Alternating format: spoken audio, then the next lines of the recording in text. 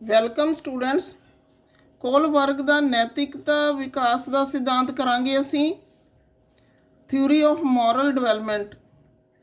ਪਹਿਲਾਂ ਅਸੀਂ ਪਿਆਜੇ ਦਾ ਗਿਆਨਾਤਮਕ ਵਿਕਾਸ ਦਾ ਸਿਧਾਂਤ ਕੀਤਾ ਹੈ।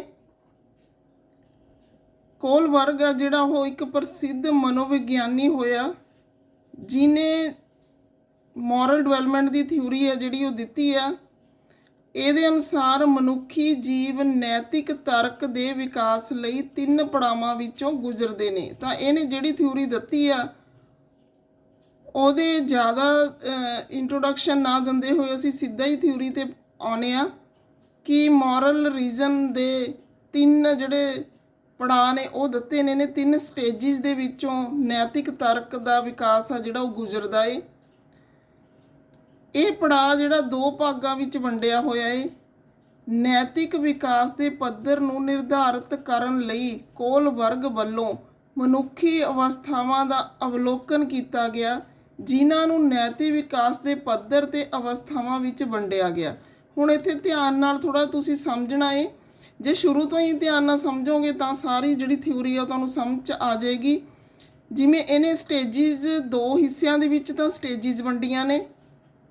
ਅੱਗੇ ਇਹਨੇ ਜਿਹੜੀਆਂ ਵਿਕਾਸ ਦੇ ਪੱਧਰ ਨੂੰ ਨਿਰਧਾਰਿਤ ਕਰਨ ਵਾਲੀਆਂ ਸਟੇਜਾਂ ਨੇ ਉਹਨਾਂ ਦੀ ਗੱਲ ਕੀਤੀ ਆ। ਪੱਧਰ, ਸਟੇਜਾਂ ਤੇ ਪੜਾਅ 3 ਚੀਜ਼ਾਂ ਦੀ ਇੱਥੇ ਗੱਲ ਕੀਤੀ ਗਈ ਆ। ਇਹਨਾਂ ਨੂੰ ਅੱਗੇ ਅਸੀਂ ਡਿਟੇਲ 'ਚ ਕਰਦੇ ਹਾਂ। ਚਰਿੱਤਰ ਜਾਂ ਨੈਤਿਕ ਵਿਕਾਸ ਦੇ ਪੱਧਰ ਜਾਂ ਅਵਸਥਾਵਾਂ, ਲੈਵਲਸ ਔਰ ਸਟੇਜਿਸ ਆਫ ਕਰੈਕਟਰ ਔਰ ਮੋਰਲ ਡਿਵੈਲਪਮੈਂਟ। ਕੋਲਬਰਗ ਦੁਆਰਾ ਦਿੱਤਾ ਗਿਆ ਨੈਤਿਕ ਵਿਕਾਸ ਦਾ ਸਿਧਾਂਤ ਬਹੁਤ ਹੀ ਪ੍ਰਚਲਿਤ ਹੋਇਆ। ਇਸ ਸਿਧਾਂਤ ਨੂੰ ਸਮਝਣ ਤੋਂ ਪਹਿਲਾਂ ਇਹ ਸਪਸ਼ਟ ਕਰ ਲਿਆ ਜਾਣਾ ਚਾਹੀਦਾ ਕਿ ਨੈਤਿਕ ਮੁੱਲ ਕੀ ਹੁੰਦੇ ਨੇ। ਸਾਨੂੰ ਪਤਾ ਹੋਣਾ ਚਾਹੀਦਾ ਕਿ ਮੋਰਲ ਵੈਲਿਊਜ਼ ਨੇ ਉਹ ਕੀ ਹੁੰਦੀਆਂ ਨੇ। ਇਹ ਨੈਤਿਕ ਮੁੱਲ ਨੇ ਜਿਨ੍ਹਾਂ ਨੂੰ ਨੈਤਿਕ ਕਦਰਾਂ ਕੀਮਤਾਂ ਵਜੋਂ ਵੀ ਜਾਣਿਆ ਜਾਂਦਾ ਹੈ। ਕਿਹੜੇ ਹੁੰਦੇ ਨੇ ਅਸੀਂ ਇੱਥੇ ਐਗਜ਼ਾਮਪਲ ਲੈ ਲੈਂਦੇ ਹਾਂ 2-4 ਦੀ। ਜਿਵੇਂ ਹੋ ਗਿਆ ਇਮਾਨਦਾਰੀ, ਸੱਚਾਈ, ਚੰਗਾ ਵਿਵਹਾਰ, ਸਾਦਾ ਜੀਵਨ ਜਿਉਣ ਦਾ ਢੰਗ ਆਦਿ। ਇਸ ਤਰ੍ਹਾਂ ਨਾਲ ਅਸੀਂ ਇਹਨਾਂ ਗੱਲਾਂ ਨੂੰ ਕਹਾਂਗੇ ਕਿ ਇਹ ਮੋਰਲ ਵੈਲਿਊਜ਼ ਨੇ।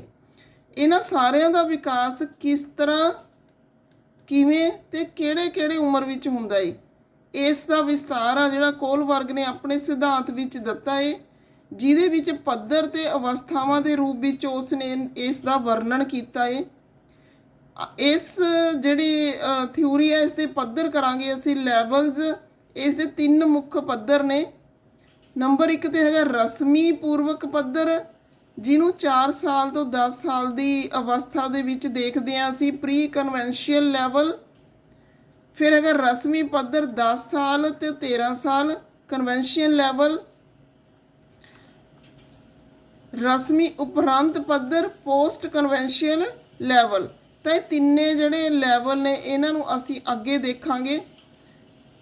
ਆਤਮ ਮੰਨਣਾ ਨੈਤਿਕ ਸਿਧਾਂਤ ਪੱਧਰ, self accepted moral principal level ਆ ਜਿਹੜਾ ਉਹ 3 ਸਾਲ ਤੋਂ ਪ੍ਰੌੜ ਅਵਸਥਾ ਤੱਕ ਆ ਜਿਹੜਾ ਉਹ ਲਗਾਤਾਰ ਹੁੰਦਾ। ਤਾਂ ਮੇਨ ਸਾਡੇ ਕੋਲ ਜਿਹੜੇ ਚਾਈਲਡ ਵਾਸਤੇ ਨੇ ਉਹ ਇਹ 3 ਨੇ। ਤੇ ਜਿਹੜਾ ਚੌਥਾ ਹੈ ਉਹ ਸੈਲਫ ਅਸੈਪਟਡ ਮੋਰਲ ਪ੍ਰਿੰਸੀਪਲ ਆ। ਇਹ ਲੈਵਲ ਆ ਜਿਹੜਾ ਕਿ ਅਸੀਂ ਜਦੋਂ ਮੋਰਲ ਵੈਲਿਊਜ਼ ਬਣਾ ਲੈਂਦੇ ਹਾਂ ਲਾਸਟ ਦੇ ਉੱਪਰ, ਤਾਂ ਇਹ ਚੀਜ਼ ਆ। ਅੱਗੇ ਹੈਗਾ ਇਹਦੀਆਂ ਮੁੱਖ 5 ਪੜਾਅ ਨੇ ਇਸ ਦੇ।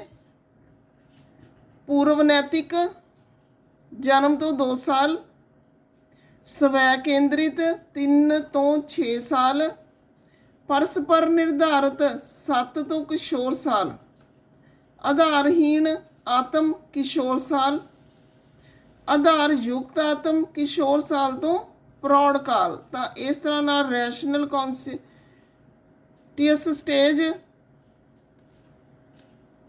ਇਰਰੈਸ਼ਨਲ conscious stage, conformity stage, self centred stage, moral stage. ਤਾਂ ਇਹ 5 ਜਿਹੜੀਆਂ ਸਟੇਜਿਸ ਨੇ ਨਾ ਵਿੱਚ ਇਸ ਸਿਧਾਂਤ ਨੂੰ ਵੰਡਿਆ ਗਿਆ ਹੈ।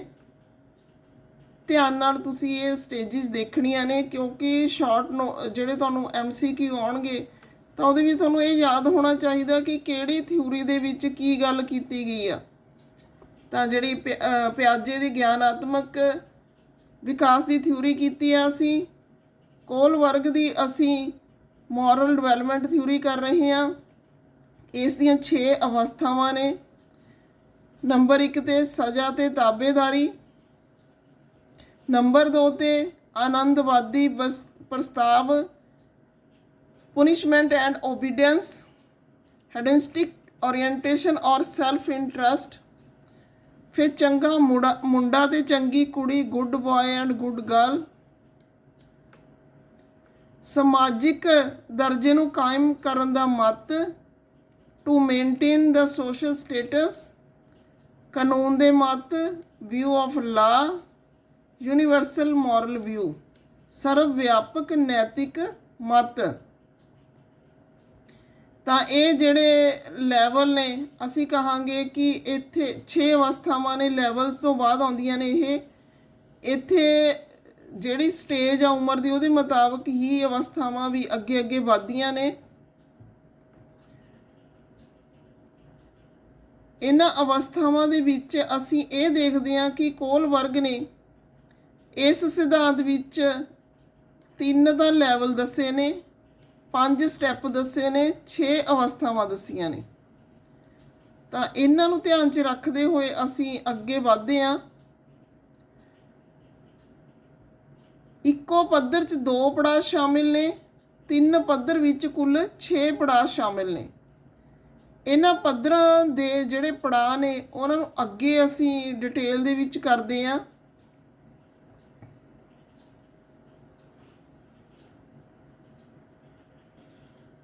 ਨੰਬਰ 1 ਤੇ ਹੈਗਾ ਰਸਮੀ ਪੂਰਵਕ ਪੱਧਰ, 4 ਸਾਲ ਤੋਂ 10 ਸਾਲ ਦੀ ਉਮਰ ਆ ਜਿਹੜੀ। ਇਹਦੇ ਵਿੱਚ 2 ਚੀਜ਼ਾਂ ਅਸੀਂ ਦੇਖਦੇ ਹਾਂ, ਸਜ਼ਾ ਤੇ ਤਾਬੇਦਾਰੀ, ਪੁਨਿਸ਼ਮੈਂਟ ਐਂਡ ਓਬੀਡੀਐਂਸ। ਇਸ ਪੱਧਰ ਵਿੱਚੋਂ ਬੱਚਾ ਸਜ਼ਾ ਜਾਂ ਤਾਬੇਦਾਰੀ ਅਨੁਸਾਰ ਨੈਤਿਕ ਮੁੱਲਾਂ ਨੂੰ ਪ੍ਰਾਪਤ ਕਰਦਾ ਹੈ। ਜਿਵੇਂ ਬੱਚੇ ਤੁਸੀਂ ਨਮਸਤੇ ਨਾ ਕੀਤੀ ਤਾਂ ਤੁਸੀਂ ਗੰਦੇ ਬੱਚਿਆਂ ਵਿੱਚ ਸ਼ਾਮਲ ਹੋ ਜਾਵੋਗੇ। ਜਦੋਂ ਅਸੀਂ ਇਹ ਸ਼ਬਦ ਬੱਚੇ ਨੂੰ ਦੱਸਦੇ ਹਾਂ ਤਾਂ ਬੱਚਾ ਇਹ ਜਿਹੜਾ ਉਹ ਮੋਰਲ ਵੈਲਿਊ ਸਿੱਖਦਾ ਹੈ, ਕਿਉਂਕਿ ਉਹਨੂੰ ਪਤਾ ਹੈ ਕਿ ਜੇ ਅਸੀਂ ਆਹ ਕੰਮ ਨਾ ਕੀਤਾ ਤਾਂ ਸਾਨੂੰ ਜਿਹੜੀ ਆ ਸਜ਼ਾ ਹੈ ਉਹ ਗੰਦੇ ਬੱਚਿਆਂ 'ਚ ਸ਼ਾਮਲ ਹੋਣ ਦੀ ਮਿਲ ਜੂਗੀ। ਤਾਂ ਇਸ ਤਰ੍ਹਾਂ ਨਾਲ ਬੱਚਾ ਇਹ ਜਿਹੜਾ ਉਹ ਅਸੀਂ ਕਹਿੰਦੇ ਹਾਂ ਕਿ ਮੋਰਲ ਵੈਲਿਊਜ਼ ਜਿਹੜੀਆਂ ਨੇ ਇਸ ਢੰਗ ਨਾਲ ਸਿੱਖਦਾ ਇਸ ਉਮਰ ਦੇ ਵਿੱਚ। ਇਹ ਸਮਾਂ ਜਿਹੜਾ 4 ਸਾਲ ਤੋਂ 7-8 ਸਾਲ ਤੱਕ ਦਾ ਸਮਾਂ ਹੁੰਦਾ ਹੈ। ਆਨੰਦਮਈ ਪ੍ਰਸਤਾਵ, ਇਸ ਸਥਿਤੀ ਦੇ ਵਿੱਚ ਬੱਚਾ ਮਾਵਾਂ ਤੋਂ ਆਪਣੀ ਅਤੇ ਦੂਜਿਆਂ ਨਾਲ ਅੰਤਰ ਸੰਬੰਧਿਤ ਸ਼ੁਰੂ ਹੋ ਕੇ ਨੈਤਿਕ ਮੁੱਲਾਂ ਦੀ ਲੋੜ ਨੂੰ ਪਰਖਦਾ ਹੈ। ਜਿਵੇਂ ਈਸ਼ਵਰ ਨੇ ਨਮਸਤੇ ਕੀਤੀ ਹੈ ਤਾਂ ਮੈਂ ਵੀ ਕਰਾਂਗਾ। ਜਿਹੜਾ ਇਹ ਸਟੇਜ ਆ ਇਹਦੇ ਵਿੱਚ ਬੱਚਾ ਰੀਸ ਨਾਲ ਦੂਜਿਆਂ ਨਾਲ ਅੰਤਰ ਸੰਬੰਧਿਤ ਹੋ ਕੇ ਆਪਣੇ ਆਪ ਆਪਣੀ ਮਰਜ਼ੀ ਨਾਲ ਮੋਰਲ ਵੈਲਿਊ ਸਿੱਖਦਾ ਹੈ। ਇਹ ਸਮਾਂ ਜਿਹੜਾ 7-8 ਸਾਲ ਤੋਂ 9-10 ਸਾਲ ਤੱਕ ਦਾ ਹੁੰਦਾ ਹੈ। ਫਿਰ ਹੈਗਾ ਰਸਮੀ ਪੱਧਰ ਤੇ 10 ਤੋਂ 13 ਸਾਲ ਤੱਕ। ਇੱਥੇ ਕੀ ਆ, ਇੱਥੇ ਸਮਾਜ ਦੇ ਵਿੱਚ ਚੰਗਾ ਬਣਨ ਲਈ ਜਿਹੜੀਆਂ ਮੋਰਲ ਵੈਲਿਊਜ਼ ਨੇ ਉਹ ਸਿੱਖਦੇ ਨੇ ਬੱਚੇ। ਜਿਵੇਂ ਚੰਗਾ ਮੁੰਡਾ, ਚੰਗਾ ਕੁੜੀ, ਚੰਗੀ ਕੁੜੀ। ਇਸ ਪੜਾਅ 'ਚ ਇੱਕ ਮੁੰਡਾ ਤੇ ਇੱਕ ਕੁੜੀ ਹਮੇਸ਼ਾ ਚੰਗਾ ਬਣਨ ਲਈ ਨੈਤਿਕ ਮੁੱਲਾਂ ਨੂੰ ਮੰਨਦੇ ਨੇ। ਉਹ ਆਪਣੀ ਇਮੇਜ ਆ ਜਿਹੜੀ ਆਪਣੇ ਜਿਹੜੇ ਵੱਡੇ ਨੇ ਜਾਂ ਆਪਣੇ ਦੋਸਤ ਮਿੱਤਰ ਨੇ ਉਹਨਾਂ ਵਿੱਚ ਬਣਾ ਕੇ ਰੱਖਣ ਲਈ ਆਪਣੀ ਮੋਰਲ ਵੈਲਿਊ ਸਿੱਖਦੇ ਨੇ। ਉਹ ਕੁਝ ਵੀ ਕਰਨ ਲਈ ਤਿਆਰ ਹੁੰਦੇ ਨੇ, ਜਿਵੇਂ ਕਿ ਕਿਸੇ ਦੇ ਵਿਆਹ ਸ਼ਾਦੀ 'ਤੇ ਜਾਣ ਸਾਰ ਆਪਣੇ ਰਿਸ਼ਤੇਦਾਰ ਨੂੰ ਹੱਥ ਜੋੜ ਕੇ ਨਮਸਤੇ ਬੁਲਾਉਣੀ, ਪੈਰੀ ਹੱਥ ਲਾਉਣੇ। ਭਾਵੇਂ ਉਹ ਘਰ ਵਿੱਚ ਇਹ ਕੁਝ ਵੀ ਨਾ ਕਰਨ, ਪਰ ਫਿਰ ਵੀ ਉਹ ਦਿਖਾਵੇ ਲਈ ਜਾਂ ਚੰਗਾ ਬਣਨ ਲਈ ਦੂਜਿਆਂ ਦੇ ਸਾਹਮਣੇ ਇਹ ਜਿਹੜੀਆਂ ਮੋਰਲ ਵੈਲਿਊਜ਼ ਦਿਖਾਉਂਦੇ ਨੇ। ਇਹ ਸਮਾਂ ਜਿਹੜਾ ਉਮਰ ਦਾ ਇਹ 10 ਸਾਲ ਤੋਂ 11-12 ਸਾਲ ਤੱਕ ਦੀ ਉਮਰ ਦਾ ਹੁੰਦਾ ਹੈ। ਅੱਗੇ ਹੈਗਾ ਸਮਾਜਿਕ ਦਰਜੇ ਨੂੰ ਕਾਇਮ ਕਰਨ ਦਾ ਮਤ, to maintain the social status. ਇਸ ਪੜਾਅ 'ਤੇ ਆ ਕੇ ਬੱਚਾ ਕੀ ਕਰਦਾ ਹੈ, ਆਪਣੇ ਸਮਾਜਿਕ ਦਰਜੇ ਨੂੰ ਕਾਇਮ ਕਰਨ ਦੀ ਕੋਸ਼ਿਸ਼ ਕਰਦਾ ਹੈ। ਜਿਵੇਂ ਦੀ ਉਹ ਮੋਰਲ ਵੈਲਿਊਜ਼ ਸ਼ੋਅ ਕਰਦਾ ਹੈ ਦੁਨੀਆ ਦੇ ਅੱਗੇ, ਇਹ ਸੋਚਦਾ ਹੈ ਕਿ ਇਸ ਨੂੰ ਕਾਇਮ ਰੱਖਿਆ ਜਾਵੇ।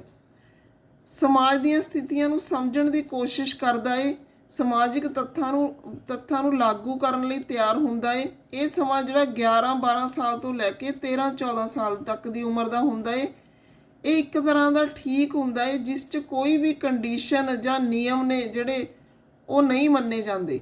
ਇਹਦਾ ਮਤਲਬ ਇਹ ਆ ਕਿ ਇੱਥੇ ਆਪਣਾ ਜਿਹੜਾ ਸੋਸ਼ਲ ਦਿੱਖ ਦਿਖਾਉਣ ਲਈ ਬੱਚਾ ਜਿਹੜਾ ਉਹ ਮੋਰਲ ਵੈਲਿਊਜ਼ ਨੂੰ ਅਪਣਾਉਂਦਾ ਏ, ਆਪਣਾ ਸੋਸ਼ਲ ਦਰਜਾ ਹੈ ਜਿਹੜਾ ਉਹ ਕਾਇਮ ਰੱਖਣ ਲਈ।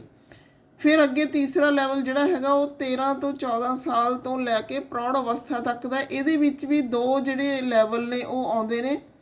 ਇਹਦੇ ਵਿੱਚ ਇੱਕ ਤਾਂ ਕਾਨੂੰਨ ਦੇ ਮੱਤ ਵਾਲਾ ਏ। ਇਸ ਪੜਾਅ ਦੇ ਵਿੱਚ ਕੀ ਹੁੰਦਾ, ਮਨੁੱਖ ਕਾਨੂੰਨ ਦੇ ਨਿਯਮਾਂ ਨੂੰ ਮੰਨਦਾ ਹੋਇਆ ਨੈਤਿਕ ਮੁੱਲਾਂ ਦਾ ਜਿਹੜਾ ਇਹ ਪ੍ਰਯੋਗ ਕਰਦਾ ਏ। ਕੋਈ ਗਲਤ ਕੰਮ ਨਾ ਕਰਨਾ ਜਿਸ ਨਾਲ ਕਾਨੂੰਨ ਦੀ ਉਲੰਘਣਾ ਹੋਵੇ। ਇਹ ਸਮਾਂ ਜਿਹੜਾ 13-14 ਸਾਲ ਤੋਂ ਲੈ ਕੇ 20-22 ਸਾਲ ਤੱਕ ਦੀ ਉਮਰ ਦਾ ਹੁੰਦਾ ਏ। ਤਾਂ ਇੱਥੇ ਅਸੀਂ ਕਾਨੂੰਨ ਦੇ ਹਿਸਾਬ ਨਾਲ ਅਸੀਂ ਮੋਰਲ ਵੈਲਿਊਜ਼ ਅਪਣਾਉਂਦੇ ਆ। ਫਿਰ ਹੈਗਾ ਸਰਵ ਵਿਆਪਕ ਨੈਤਿਕ ਮੁੱਲ। ਤਾਂ ਇੱਥੇ ਅਸੀਂ ਕਹਾਂਗੇ ਯੂਨੀਵਰਸਲ ਮੋਰਲ ਵੈਲਿਊਜ਼। ਇਹ ਕੀ ਹੈ? ਇਹ ਪੜਾਅ ਹੈ ਜਿਹੜਾ ਮਨੁੱਖ ਨੂੰ ਪੂਰੀ ਤਰ੍ਹਾਂ ਮੈਂ ਦੀ ਸੋਚ ਰੱਖਦਾ ਏ ਮਨੁੱਖ 'ਚ ਤੇ ਲਾਗੂ ਕਰਦਾ ਏ। ਇਸ ਵਿੱਚ ਸਵੈ ਕੇਂਦਰਿਤ ਧਾਰਨਾ ਪ੍ਰਾਪਤ ਕਰਦਾ ਏ। ਇਹ ਸਮਾਂ ਜਿਹੜਾ 20-22 ਸਾਲ ਤੋਂ ਲੈ ਕੇ ਪ੍ਰੌੜ ਅਵਸਥਾ ਤੱਕ ਦਾ ਹੋ ਸਕਦਾ ਏ। ਇਸ ਪੜਾਅ 'ਚ ਨੈਤਿਕ ਮੁੱਲਾਂ ਨੂੰ ਆਤਮਿਕ ਤੌਰ ਤੇ ਮੰਨਿਆ ਜਾਂਦਾ ਏ। ਇਸ ਤੋਂ ਬਾਅਦ ਕੋਲਬਰਗ ਨੇ 5 ਪੜਾਵਾਂ ਨੂੰ ਇਸ ਤਰ੍ਹਾਂ ਸਮਝਾਇਆ।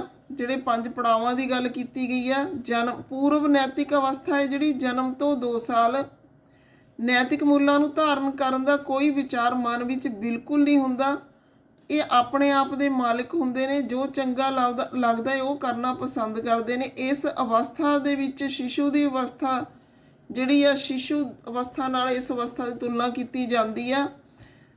ਅੱਗੇ ਸਾਡੇ ਕੋਲ ਹੈਗੀ ਸਟੇਜ ਸਵੈ ਕੇਂਦਰਿਤ ਅਵਸਥਾ, ਸੈਲਫ ਸੈਂਟਰਡ ਸਟੇਜ। ਇਹ 3 ਤੋਂ 6 ਸਾਲ ਤੱਕ ਦੀ ਉਮਰ ਹੁੰਦੀ ਆ।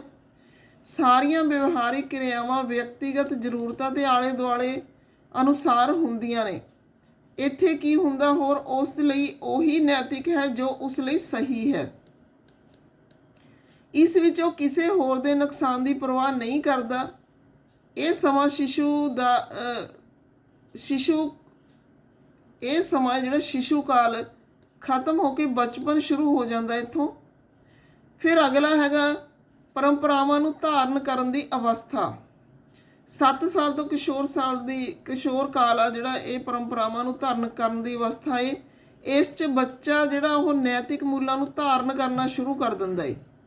ਫਿਰ ਆਧਾਰਹੀਣ ਜਿਹੜੀ ਆਤਮ ਅਵਸਥਾ ਏ, ਇਹ ਕੀ ਆ, ਇਹ ਕਿਸ਼ੋਰ ਕਾਲ ਆ।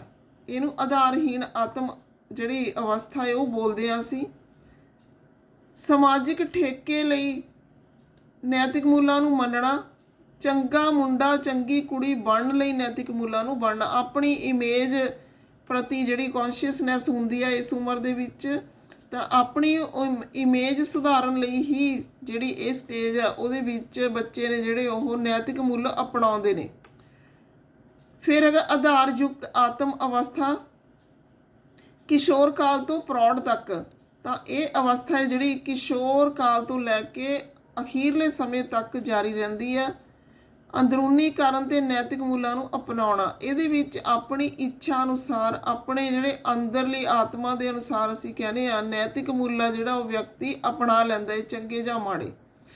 ਤਾਂ ਇਹ ਸਟੇਜਿਸ ਨੇ, ਇਹ ਅਵਸਥਾਵਾਂ ਨੇ ਜਿਹੜੀਆਂ ਕੋਲਬਰਗ ਨੇ ਮੁੱਲ ਜਿਹੜਾ ਵਿਕਾਸ ਦੀਆਂ ਦਿੱਤੀਆਂ ਨੇ, ਮੋਰਲ ਜਿਹੜੀ ਡਿਵੈਲਪਮੈਂਟ ਦੀਆਂ ਉਸ ਦੀਆਂ ਦਿੱਤੀਆਂ ਨੇ। ਥੋੜ੍ਹੀ ਜਿਹੀ ਜਿਹੜੀ ਇਹ ਥਿਊਰੀ ਆ ਸਮਝ ਕੇ ਕਰਨ ਵਾਲੀ ਆ, ਕਿਉਂਕਿ ਇਹਦੇ ਵਿੱਚ ਪੁਆਇੰਟ ਨੇ, ਤਾਂ ਧਿਆਨ ਨਾਲ ਤੁਸੀਂ ਕਰਨੇ ਨੇ। ਸਟੇਜਿਸ ਕਰਨੀਆਂ ਨੇ, ਲੈਵਲਸ ਕਰਨੇ ਨੇ। ਲੈਵਲਸ ਦੇ ਵਿੱਚ ਜਿਹੜੀਆਂ ਅੱਗੇ ਅਵਸਥਾਵਾਂ ਨੇ ਉਹ ਕਰਨੀਆਂ ਨੇ। ਤਾਂ ਇਹਨੂੰ ਇੰਪੋਰਟੈਂਟ ਮੰਨ ਕੇ ਤੁਸੀਂ ਕਰਨਾ ਹੈ ਕਿ ਪੇਪਰ ਦੇ ਵਿੱਚ ਇਹਦੇ ਵਿੱਚੋਂ ਕੁਐਸਚਨ ਨੇ ਜਿਹੜੇ ਉਹ ਤੁਹਾਨੂੰ ਆਉਣਗੇ। ਤਾਂ ਇਹ ਸੀਗੀ ਡਿਵੈਲਪਮੈਂਟ ਦੀ ਸੈਕਿੰਡ ਥਿਊਰੀ। ਅੱਗੇ ਅਸੀਂ ਅਗਲੀ ਥਿਊਰੀ ਕਰਾਂਗੇ ਡਿਵੈਲਪਮੈਂਟ ਦੀ ਨੈਕਸਟ ਵੀਡੀਓ ਦੇ ਵਿੱਚ। ਬਣੇ ਰਹੋ ਚੈਨਲ ਦੇ ਨਾਲ। ਤੁਹਾਨੂੰ ਫਾਇਦਾ ਹੁੰਦਾ ਤਾਂ ਲਾਈਕ ਕਰੋ, ਸ਼ੇਅਰ ਕਰੋ, ਸਬਸਕ੍ਰਾਈਬ ਕਰਾਓ ਦੂਜਿਆਂ ਤੋਂ ਵੀ, ਤਾਂ ਕਿ ਮੋਟੀਵੇਸ਼ਨ ਮਿਲੇ ਤੇ ਤੁਸੀਂ ਇੱਕ ਗਰੁੱਪ ਦੇ ਵਿੱਚ ਸਾਰਾ ਜਿਹੜਾ ਅੰਡਰਸਟੈਂਡ ਕਰ ਸਕੋ। ਕੋਈ ਨਈ ਚੀਜ਼ ਸਮਝ ਆਉਂਦੀ ਤਾਂ ਤੁਸੀਂ ਕਮੈਂਟ ਕਰਕੇ ਉਸ ਚੀਜ਼ ਦਾ ਜਿਹੜਾ ਸੋਲੂਸ਼ਨ ਆ ਪੁੱਛ ਸਕਦੇ ਹੋ। Okay, thanks.